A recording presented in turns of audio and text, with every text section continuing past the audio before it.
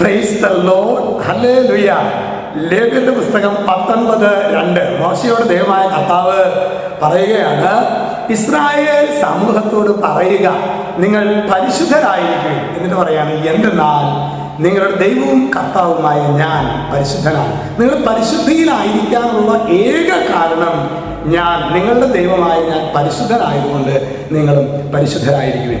പ്രിയ സഹോദരങ്ങളെ, നമ്മൾ ഒരുപാട് കാര്യങ്ങൾ ശരിക്കും പരിശീലിപ്പിക്കാൻ, നമ്മൾ തന്നെ പരിശീലിപ്പിക്കപ്പെടാൻ, അതുപോലെ തന്നെ കുഞ്ഞുങ്ങൾക്കും മറ്റൊക്കെ പരിശീലിപ്പിക്കാനായിട്ട് പരിശ്രമിക്കുന്നുണ്ട്. ഒരു കാര്യം നമ്മൾ ഓർക്കാറുണ്ടോ? വിശുദ്ധിയിൽ, നമ്മെ തന്നെ വിശുദ്ധിയിൽ കാത്തു സൂക്ഷിക്കുക. അങ്ങനെ ഒരു മെസ്സേജ് നമ്മുടെ ജീവിതം കൊണ്ട്, നമ്മുടെ വാക്കുകൊണ്ട് എത്രമാത്രം ശക്തമായ വിധത്തിൽ നമ്മളോട് തന്നെ, നമ്മുടെ പ്രിയപ്പെട്ടവരോട് നമ്മൾ പറഞ്ഞിട്ടുണ്ട്. പ്രിയ സഹോദരങ്ങളെ, വിശുദ്ധിയിൽ നിന്ന് അകലും തോറും നമ്മുടെ വാക്കുകളൊക്കെ ശരിക്കും ബലൂൺ പോലെയാണ്, അതിനൊന്നും വെയിറ്റ് ഉണ്ടാവില്ല. അതായത് വാക്കുകൾക്ക് വെയിറ്റ് വരുന്നത്, പ്രിയ സഹോദരങ്ങളെ, നമ്മുടെ പിതാവായ ദൈവത്തിൻ്റേതുപോലെ, പുത്രനായ യേശുവിൻ്റേതുപോലെ, പരിശുദ്ധാത്മാവായ ദൈവത്തിൻ്റേതുപോലെ നിങ്ങളെ തന്നെ വിശുദ്ധീകരിക്കുവിൻ.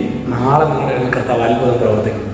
നിങ്ങൾ പരിശുദ്ധരായിരിക്കും. മോശയോട് പറയും, മോശയിലൂടെ ദൈവത്തിൻ്റെ പരിശുദ്ധാത്മാവ് ഇന്ന് നാം ഓരോരുത്തരോടും പറയുന്നതാണ്, നിങ്ങൾ പരിശുദ്ധരായിരിക്കും. പ്രിയ സഹോദരങ്ങളെ, നമ്മുടെ ജീവിതത്തിൽ ദൈവിക പരിശുദ്ധിക്ക് തടസ്സമായിട്ട് നിൽക്കുന്ന കോപം, വെറുപ്പ്, വൈരാഗ്യചിന്ത, അല്ലെ, ചില സാധനങ്ങളൊക്കെ നമ്മൾ കുർബാനയ്ക്കൊക്കെ എല്ലാ ദിവസവും പോകുന്നുണ്ടാകാം, കുടുംബ പ്രാർത്ഥനയുണ്ടാകാം, ധ്യാനങ്ങൾക്ക് പോകുന്നുണ്ടാകാം. എന്നാലും നമ്മുടെ ഒരു സ്വകാര്യ നിക്ഷേപമായിട്ട് ഈ വക നമ്മുടെ ചില ബന്ധങ്ങൾ, അതുപോലെ സോഷ്യൽ മീഡിയ, ഇങ്ങനെ ഈ ഒരു തലങ്ങൾ നമ്മളൊന്ന് ആത്മശോധന ചെയ്യണം.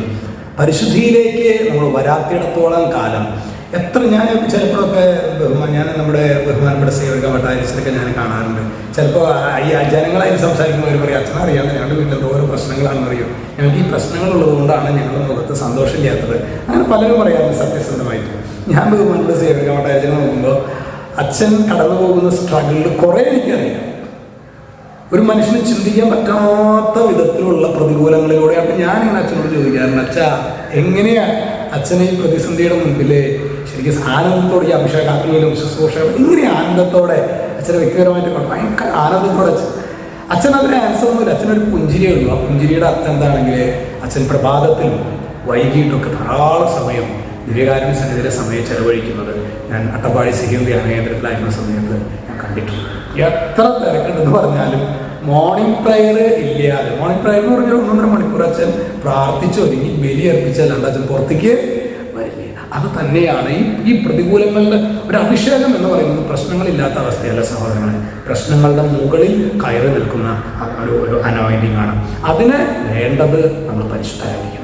അതുകൊണ്ട് പരിശുദ്ധിയിൽ വളരാൻ വേണ്ട ദൈവകൃപയ്ക്ക് വേണ്ടി നമുക്ക് പ്രാർത്ഥിക്കാം. ഈശ്വരൻ നമ്മ എല്ലാവരെയും സമൃദ്ധമായിട്ട് അനുഗ്രഹിക്കട്ടെ.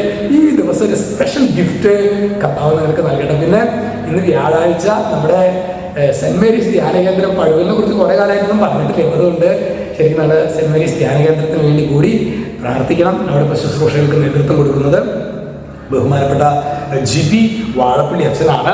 അച്ഛനെയും നിങ്ങളുടെ പ്രാർത്ഥനയിൽ ഓർത്തേക്കണം കേട്ടോ. ഈശ്വരൻ എല്ലാവരെയും അനുഗ്രഹിക്കട്ടെ. രക്ഷിതാവായ യേശു ക്രിസ്തുവിന്റെ നാമത്തിൽ അനുഗ്രഹിക്കുന്നു, ഇപ്പോൾ എപ്പോഴും എന്നേക്കും. ആമേൻ.